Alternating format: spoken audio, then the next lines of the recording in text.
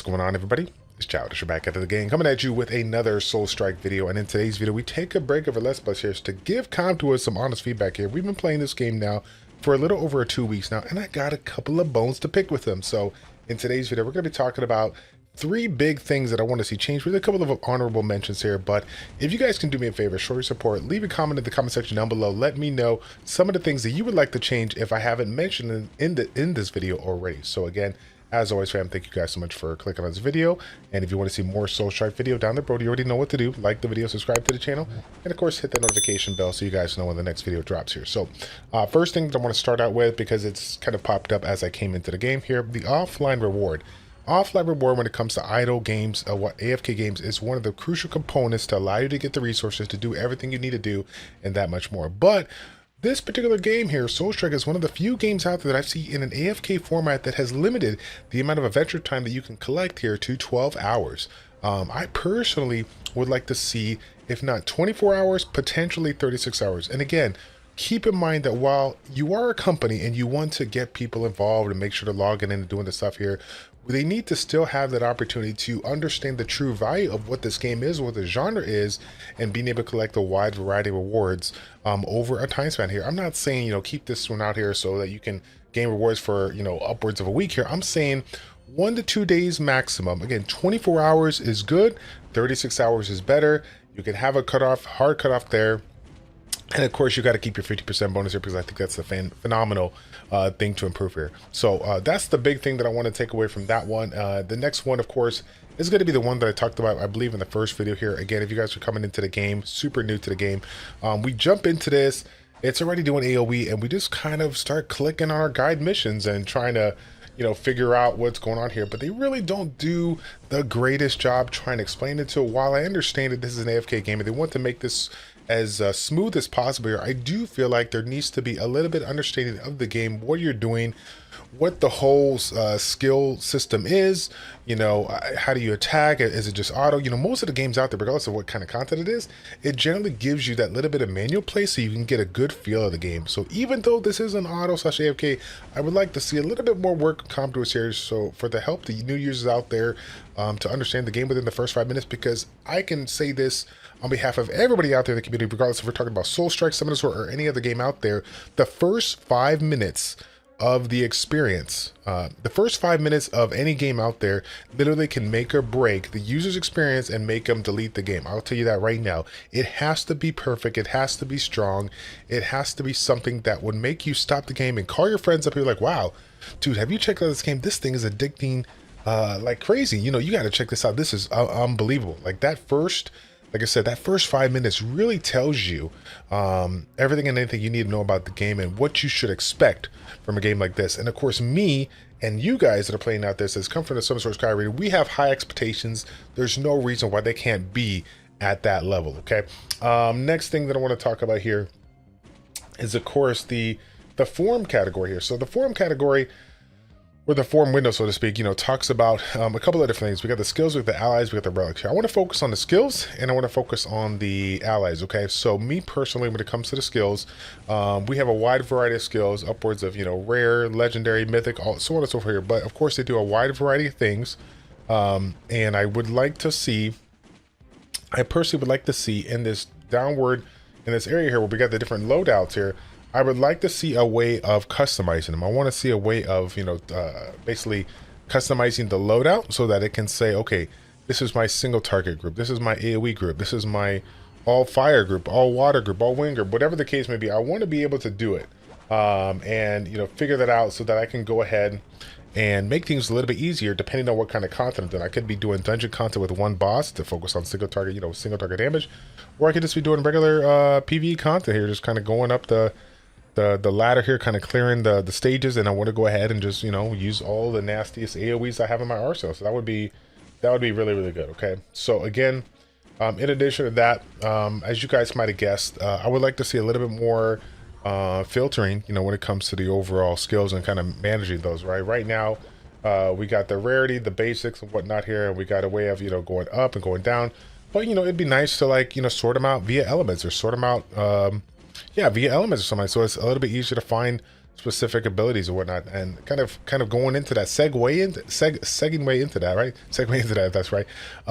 We got a specific, we got a lot of really cool characters in the game, and it's really some of the combinations that you can take advantage of are really cool, right? That's the coolest thing about this game when you're moving from early game to mid game, is really understanding your characters, your allies inside and out, and making them one with one another, and being able to clear content that you wouldn't do once you kind of figure out the combination. But of course, as you can imagine, we can sit here and, you know, take a look at each unit one by one, but we have so many units in the game. So what I would like to see do, I would like to see a way similar to what you have in Sky Arena, a way of doing a little bit of filtering.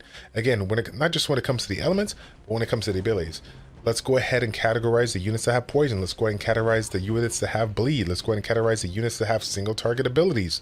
That would make things just a little bit easier. Again, I know it's a little bit too much. It might be a little bit too much to ask here, but those quality of life features are what make and break games and really make the user experience nothing short of amazing. So last but not least, the one thing I really want to hit home with Comp to us is the progression packs, aka the milestone packs, aka every single thing that pops up in the game. So as you guys know, when you're jumping into this game and you hit specific milestones, Comptuous will greet you with a pay-to-win pack here to get yourself some additional rewards that kind of lean into whatever kind of big progress point you made and give you a ton of value when it comes to those particular packs here. Some of those packs provide upwards of 6,000% value and could be as low as 99 cents to pick it up here. And again, while I do like the value that is provided in those, I do think it is a little bit overwhelming, okay? And the reason why I say it is that I've gotten to a point of the game where I had upwards of 15, if not 20 milestone packs. I don't know if I have a picture.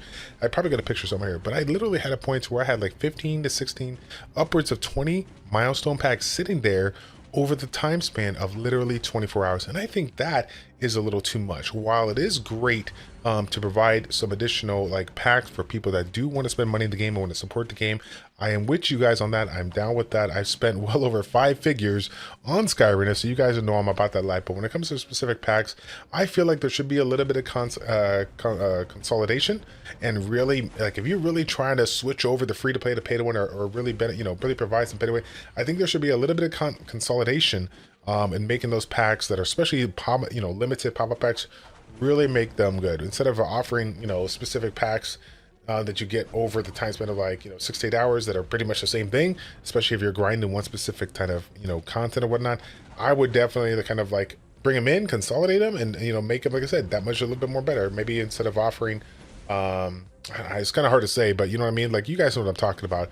I think that while the packs are good, and if you are one of those people that don't spend a lot of money, they're relatively cheap, they still it's a little bit too much. It's a little bit too much. Like I said, I would like to see a little bit of consolidation here.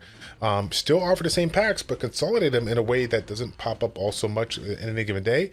And again, if you're like, if you really want to make it a limited, like you need to think about buying it within like 3 hours, if you consolidate it and you show the kind of rewards you can obtain from this pack, I think that would be more than enough reason to go ahead and definitely consider it, because obviously there's a lot of really cool things that you can get through the free-to-play aspect of this game. There's a lot of great things that you can obtain in a faster manner by if you spend just $10 to get yourself the ad, no ad thing. But of course there's an amazing amount of packs that they can provide, but it's just, again, seeing those packs pop up literally every 5 minutes, every 10 minutes when you're really actively playing the game, which is what you want, Comp to us. You want us to actively play the game and you want us to provide us some packs here, but it's still a little overwhelming, a little too much here, especially for the person out there that's kind of going back and forth about how much they want to spend here.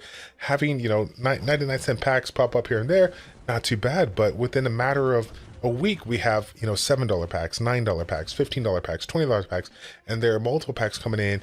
It's a little overwhelming. While I understand the value of packs and I understand that this is a business and they do need to make money, you could still make the same amount of money consolidating certain packs and not having it pop up all too much, because again, the consolidation shows even more value. You can take this pack that's like 4,000 value to 7,000, 8,000, whatever you want to call it. If those are there and it doesn't pop up all too much, I think that, to me, that would be actually that much more amazing. And you can even extend the amount of time so that they got a lot of time to think about it, or a little bit more time to think about it. I would definitely consider it. I would definitely consider it.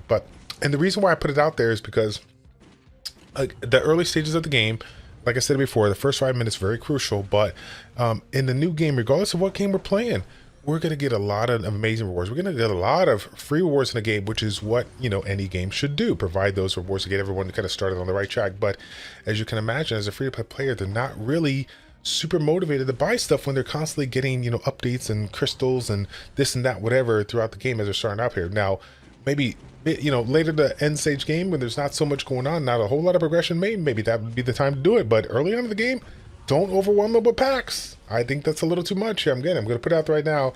Want to put it out there, not sponsored, still playing. This is what we're talking about here. We need to figure out ways to make this game that much better, because this is that first 6 to 12 months is everything to the game. And you got to really fine tune it, polish it up so that you can constantly grow the game and make it just as good as your predecessors, which is Summoners or Sky Arena. So again, fam, that's going to be it for the video. Thank you guys so much for your support. Stay tuned as we will be back on track, providing more of the Let's Play series, letting you guys all know where I'm at, and just kind of, you know, give you an update with regards to my progression, okay? So again, that's going to be it, fam. Thank you all so much for tuning in. It's your boy Childish of ChildishPlays. Check it out. Take care, and we'll see you all in the next one. I'm out.